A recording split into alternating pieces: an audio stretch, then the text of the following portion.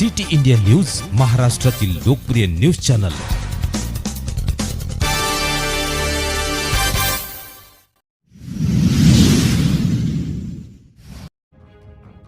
लोणार तहसील समोर मंडळ अधिकाऱ्यांचे एक दिवसीय धरणे आंदोलन।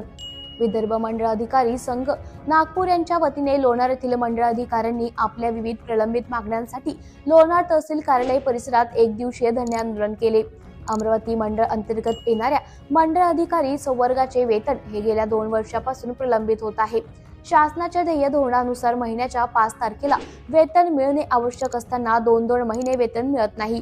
वेतन मिळलेच नाही तर 25 तारखेला दिले जाते।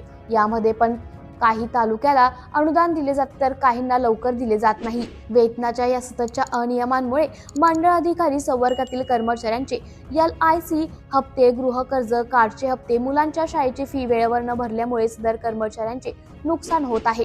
त्यामुळे सदर कर्मचाऱ्यांचे सिबिल स्कोअर खराब होत असून त्यांचे कामं खोळंबत आहेत। याबाबत वेळोवेळी वरिष्ठ पातळीवर निवेदन देऊन नेमकी अडचण काय आहे हे समजण्यास मार्ग नाही। त्यामुळे लवकरात लवकर समस्या सोडवून मागण्या मान्य करून पगार नियमित करावा अशी मागणी एक दिवसीय धरणे आंदोलनामध्ये मंडळ अधिकाऱ्यांनी केली आहे।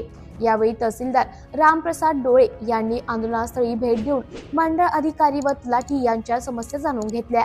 यावेळी मंडळ अधिकारी संघटनेचे जिल्हा उपाध्यक्ष लक्ष्मण सानप उपस्थित होते। तसंच मंडळ अधिकारी विष्णू केंद्रे, शिवशंकर खालवाल, अनिल डव्हाळे, जयदत्ते येऊन, लक्ष्मण चोले, तलाठी संघटनेचे अध्यक्ष जगन बारबुते, तलाठी कर्मचारी सचिन शेवाळे, वसुदेव जायभाये, दिगंबर गावंडे, राजेश भाकडे इत्यादी उपस्थित होते। सिटी इंडिया न्यूज साठी प्रतिनिधी नागेश पवार, लोणार।